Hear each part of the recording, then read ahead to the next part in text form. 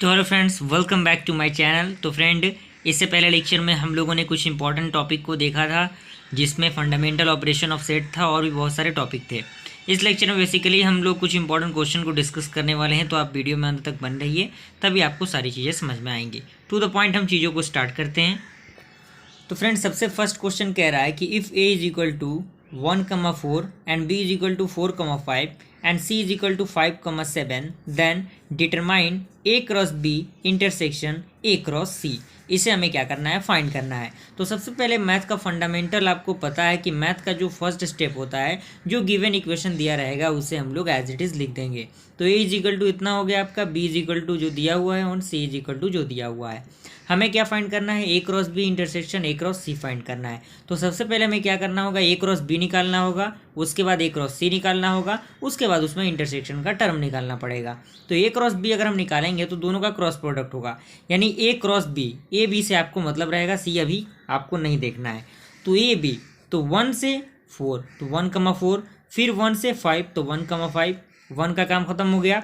फिर आपका 4 आता है, 4 से 4 एंड 4 से 5, यहाँ तक कंप्लीट हुआ ए क्रॉस बी।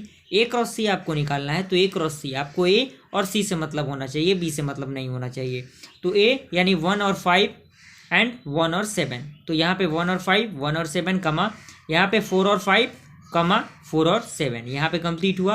अब हमें क्या करना है, इसका इंटरसेक्शन निकालना है। इंटरसेक्शन कहने का मतलब, इससे पहले लेक्चर में मैंने बताया होगा कि इंटरसेक्शन यानी दोनों में जो कॉमन एलिमेंट होंगे वही आपके इंटरसेक्शन होंगे। तो आप यहाँ पे देखिए 1,5 1,5 आपका कॉमन है, 4,5 4,5 वहाँ पे कॉमन है, तो ये आपका फाइनली आंसर हो गया। आई होप यहाँ तक क्लियर हुआ। आइए हम लोग सेकंड क्वेश्चन देखते हैं। तो फ्रेंड, ये सेकंड क्वेश्चन आपके इंटरफेस पे दिख रहा होगा। कह रहा है कि let A B C be any 3 set, यानी ए बी और सी आपका क्या हो, कोई भी 3 सेट हो। तो हमें क्या प्रूव करना है, then prove that A cross B intersection C is equal to A cross B intersection A cross C. ये हमें प्रूफ करना है। तो प्रूफ करने के लिए हमें सबसे पहले क्या करना होगा, कुछ टर्म को मानना पड़ेगा, यानी लेट करना पड़ेगा। तो हम यहाँ पे सपोज करेंगे X and Y belongs to A cross B intersection C. पहले हम LHS वाले साइड को, बाद में RHS वाले साइड को देखेंगे। दोनों साइड इक्वल आएगा तो हम क्या कहेंगे कि ये आपका सेटिस्फाई है, यानी प्रूफ होता है।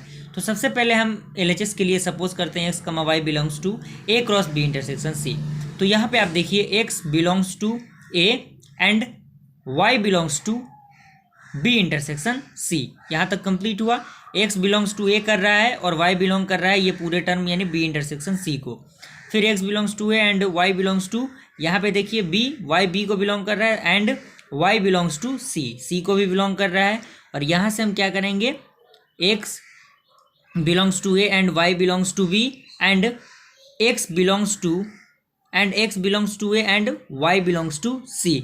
यहाँ पे हम क्या करेंगे, बिलोंग्स टू वाला जो टर्म है आपका कॉमन हो जाएगा, तो x comma Y belongs to A cross B and x comma Y belongs to A cross C according to previous property. जो आपके फंडामेंटल ऑपरेशन थे सेट के इंटरसेक्शन के प्रॉपर्टी के अकॉर्डिंग हम इसे चेंज कर लेंगे। तो यहाँ पे x comma Y belongs to A cross B intersection A cross C आएगा। So A cross B intersection C subset of A cross B intersection A cross C, जो कि आपका इक्वेशन 1 रहेगा। अगेन हम सपोज करेंगे x comma Y belongs to A cross B intersection A cross C. A cross C को अब हम क्या करेंगे, सपोज करेंगे, इसके अकॉर्डिंग आप इसको चेंज करेंगे। तो x comma Y belongs to A cross B and x comma Y belongs to A cross C. यहाँ से x belongs to A and Y belongs to B and x belongs to A y belongs to C.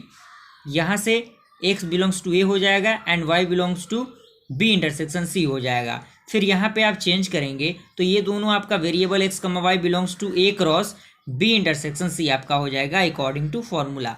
So that आप देखेंगे कि यहाँ पे जो term आया है वो इतना टर्म आया, और इक्वेशन 1 और जो 2 इक्वेशन है दोनों कहीं ना कहीं आपस में इंटरकनेक्टेड हैं। तो यहाँ पे आपका ये टर्म प्रूफ होता है। आई होप यहाँ पर क्लियर हुआ।